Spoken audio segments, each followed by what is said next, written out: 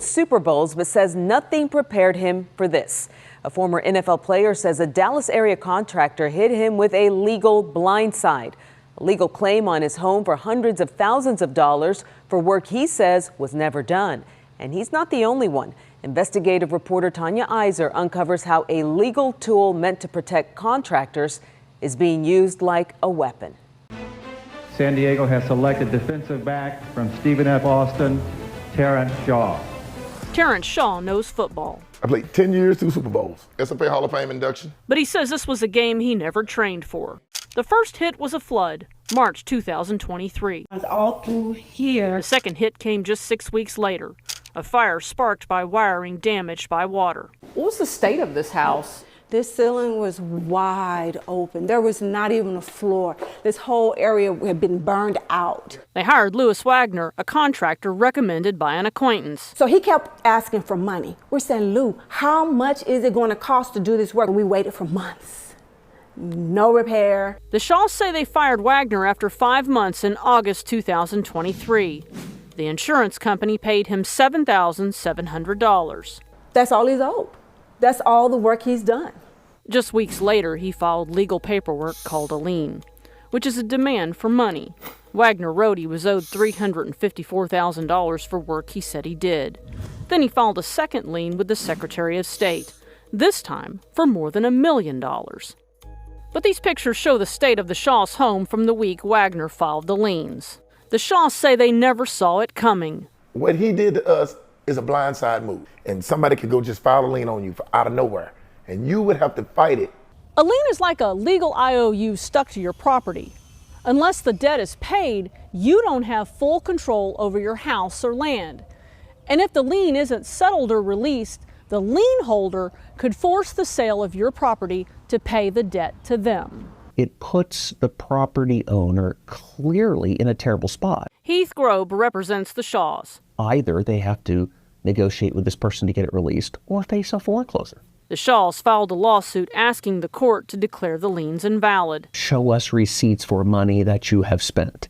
And the answer is we don't have any. There is no rational or logical reason why someone wouldn't turn them over, save and except the fact they don't exist. In September, Wagner agreed to lift the liens. The Shaws thought the game was over, until Wagner filed a countersuit for $354,000. In court filings, Wagner stated he completed the water and fire remediation without issue. The filing said the Shaws were unjustly enriched as a result of the fraud perpetrated on him. Through his attorney, Wagner declined to comment. The case is set for trial later this year. Water was just everywhere. Genevieve Eversley also hired Wagner to repair her house after it flooded in 2022. But she says he fumbled the job, causing more damage than repairs. She took him to small claims court for the damage she says he caused. That's when she says she learned he'd already filed a $33,000 lien and never told her. He didn't do half of this stuff. A justice of the peace ordered Wagner's company to pay her $14,500 plus court costs. And he has not paid me a dime. She also filed a motion in district court asking a judge to invalidate the lien. Records show the judge ordered the lien removed. Now Eversley and the Shaws say the rules need to change to protect homeowners and make unfair liens harder to file. It's too easy. And easier to remove. When you're trying to hire somebody, do your due diligence, please. In Rockwall, I'm Tanya Iser. Peace and abundance to all. What you're about to view is not to be considered legal advice in any shape or any fashion. The information shared is from personal experiences and for educational purposes. If you are seeking legal advice, there are plenty of bar card members that only practice law because they really don't know it. They also claim to hold a license that they can never produce to assist you before the court. However, you are only second because their first duty is to the court, so please be careful, because that poses a conflict of interest to represent you. Let's continue with the content, shall we? If you appreciate content like this, then tap that like button and leave a comment so the algorithm can do its job. Now. Yeah. All right. So whenever it comes to real estate and selling and acquiring property, the first thing people have to look at is the title. Now, when you hear title, title isn't necessarily a physical piece of paper. It's more of an idea and a concept on the history of the transactions or sales of a property. Okay, so it's more like the historic record of the change in ownership. Because any document, let's say if it's a warranty deed, that deed is just going to have the person who had the property, which is the grantor, and the one who's received it. So it's only going to really show two people, two parties to one transaction. Okay. In order for you to go figure out who had the property before, you will have to go to what's called the land records. Okay. And that's what we have in these county buildings and facilities. This is where they keep track of all the times property changes ownership. Okay. Now, with that, that is often referred to the title to the property. Okay. That is just a chain of historic events of when this property has changed owners. Now, with that change, whenever there was any type of situation where that property may have been used as collateral or as a security or given somebody some type of security interest in, that has to be notated in that chain or on that title. So anybody who's researching can see and be aware of any other people that might have also been involved in some type of financial transaction, which is real estate. Because it's not, I'm sorry. Oh, it's not uncommon for, let's say a person tries to sell one property to two different people. Okay. He sold it to this person on Monday. Paperwork wasn't processed, so he sold it to another person on Tuesday. Now here it is Wednesday, the first person shows up on title, then Thursday, the second person shows up in title, and this person, he done disappeared with two checks. Y'all follow me on that? Mic check, mic check. Yep. Oh yeah, All yeah, right. yeah. So this is what's important about the title. So whenever there's been a transaction or something going on where the sole owner is not the only person that has interest, that means that could be considered an encumbrance. Okay. An encumbrance, like we read here, an encumbrance on real estate title is any claim, lien, charge, or liability that is attached to and limits the full ownership or use of a property.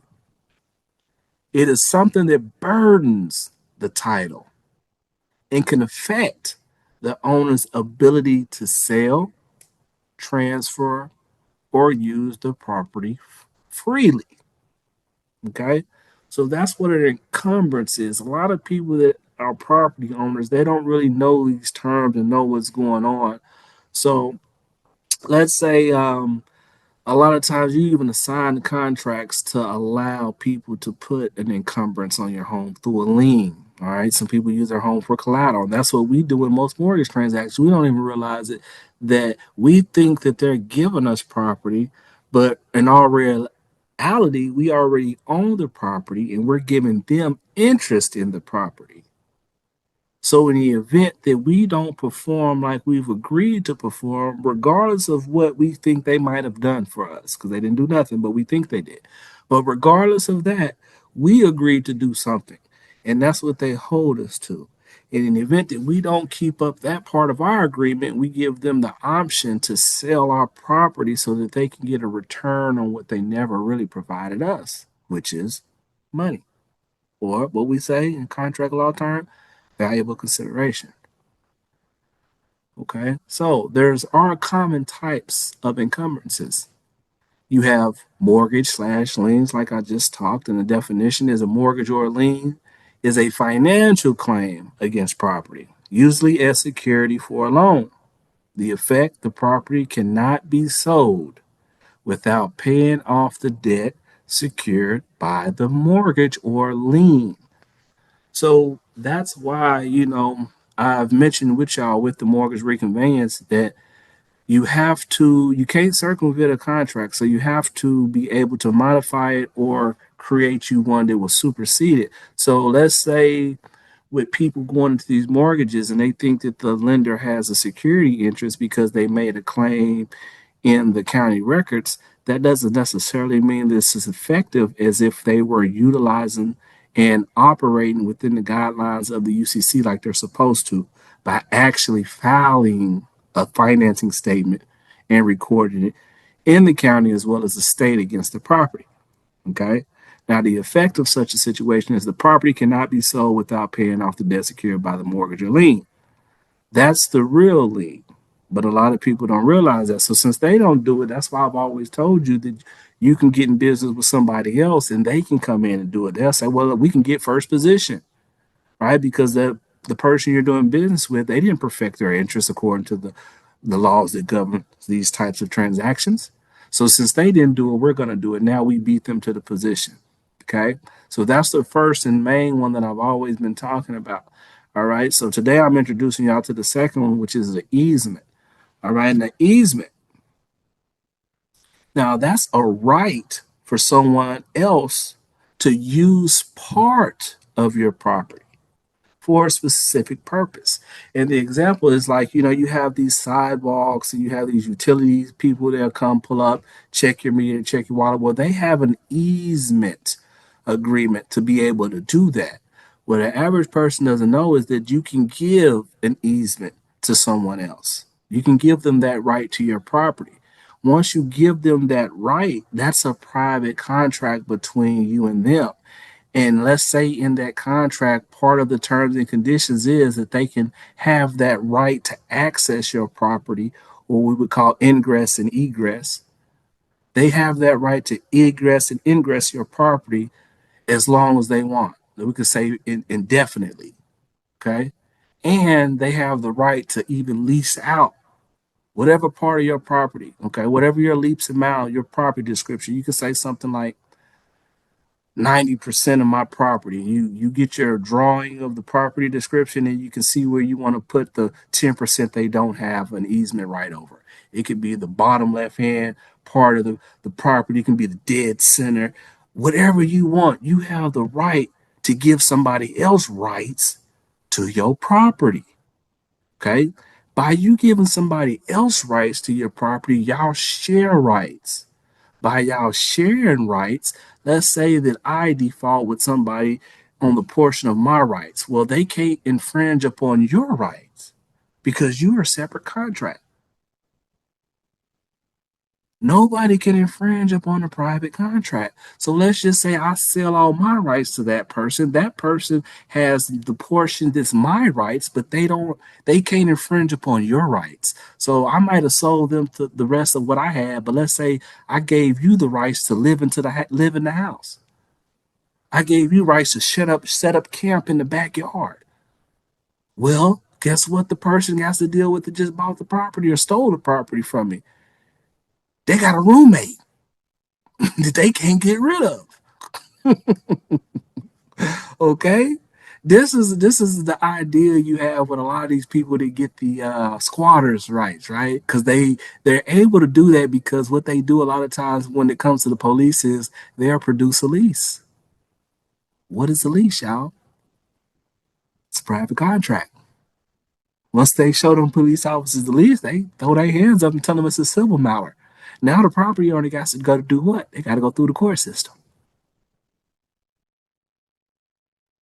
Okay. So this is why I'm showing y'all that there's other ways around these contracts when they're really trying to take advantage of you and you just didn't really know your place.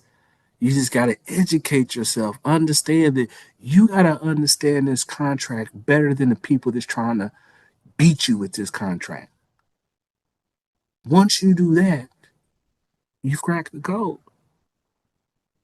All right. Now we also have 3, a restrictive covenant definition, rules for restrictions on how the property can be used. An example, no commercial use or architectural guidelines.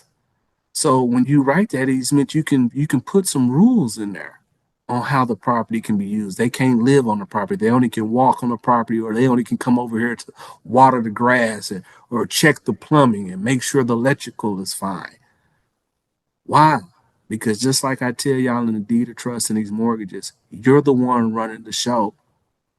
You're the one making all the rules. That's why they hold us to the fire when it comes to that contract, because we're the ones that said it. They didn't say it. We did. They never even claimed to give us anything. They just made it appear as if something was given to us because we don't know what we have rights to. Okay. And then you have four. Oh, I'm sorry. I can go to the effect of three. The owner must comply with the covenants which can limit development or use. So, Chris, let me ask you, do you buy properties with liens and encumbrances on them? Nope, Why not, Chris? because they cloud the title. But what if I Somebody give you else a got good interest deal? in the property. But what if I give you a good deal? You can get some interest too. Now, most investors ain't gonna touch it with liens unless it's some kind of unless they're gonna satisfy them liens on the back end, especially not no encumbrances. I love that. What'd you say? I mean, Keyword you easements, said. not easement. That Yeah, is it, right? And what'd you say? Satisfy. Keyword was yeah. satisfy. What does satisfy mean, Chris, to all of us people that are not in real estate? What talking like if a mortgage or Yeah, you yeah. What saying does just it satisfied? satisfy? Yeah. How do you satisfy the liens? What does that mean? I mean, you gotta pay. You gotta pay it off, or you gotta comply with whatever they trying to say. Like you gotta for in order to be clear title, those liens they gotta be satisfied. They got to be satisfied. Okay. So this is a pretty good tool to have when somebody's trying to steal something from you because they think you're the only one that has interest in the property, right? Yeah. Already. All right. So knowing this type of stuff is just so powerful. All right. So we have leases here. Definition and agreement allowing someone else to occupy or use the property for a period. Okay. So they can't infringe upon any of your leases. The effect, the owner's use is restricted during the lease terms. Then you have the lovely tax liens. Definition, a claim by the government for unpaid property taxes. Effect, the property can be sold at an auction if taxes are not paid. But what happens, Chris, if you buy a property that has taxes on it? Well, what happens in a real estate transaction, Chris?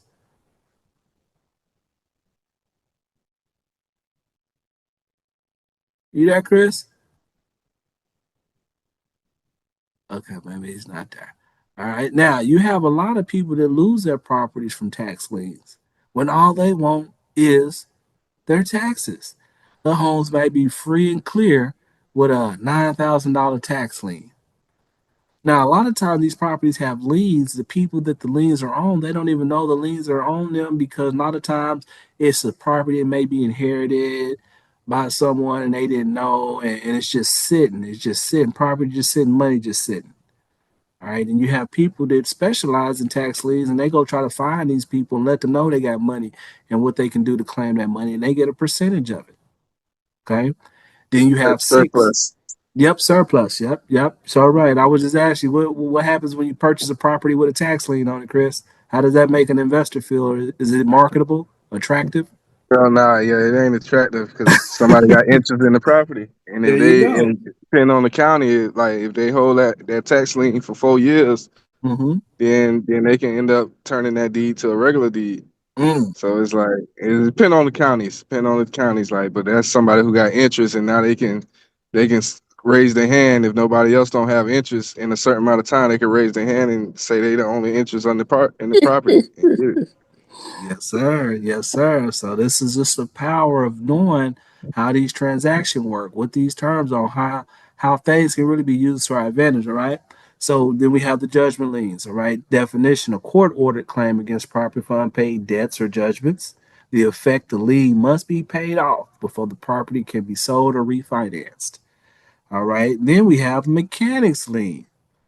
Definition: a claim by a contractor or supplier for unpaid work or materials. The affected property cannot be sold until the lien is resolved. Okay.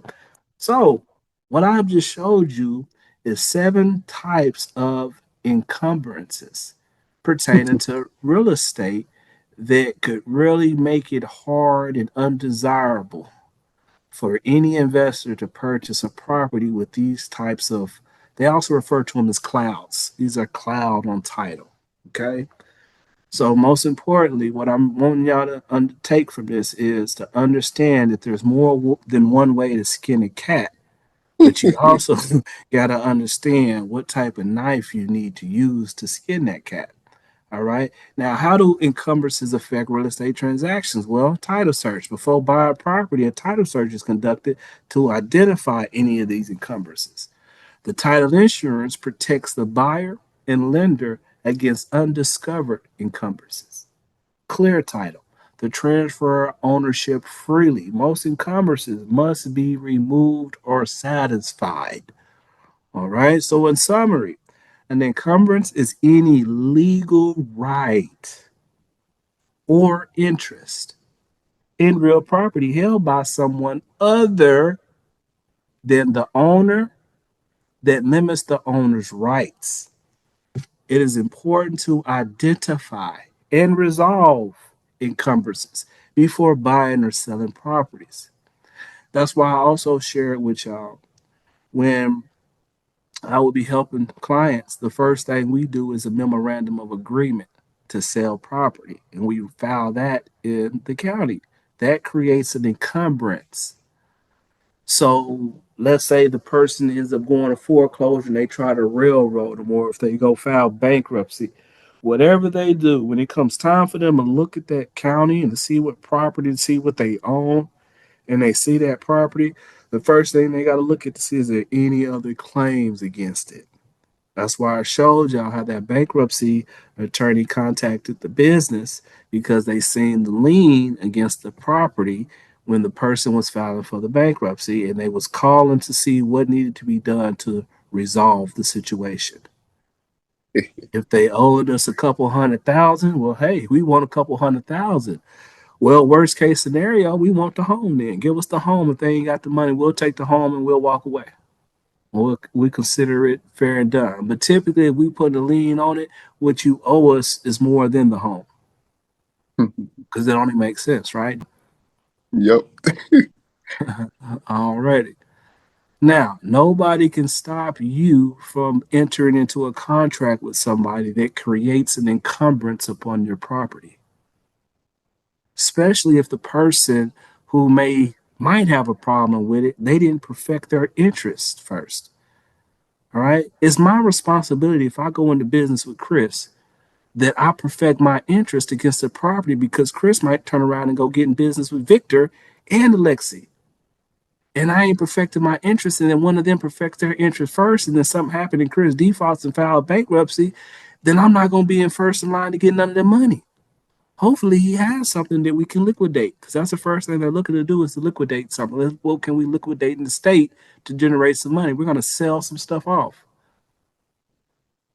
And when you're dealing with a deed of trust, you've already given that power to the trustee, even though 9 times out of 10, it ain't the trustee doing the sale, it's the beneficiary, because they've duped you because you didn't know the contract better than them when you're the one that's supposed to be, quote unquote, signed it. You authorized it, right? So this is where it comes back to making sure that we're educated in the transactions that we are involved in well enough to know who, what, when, where, and how.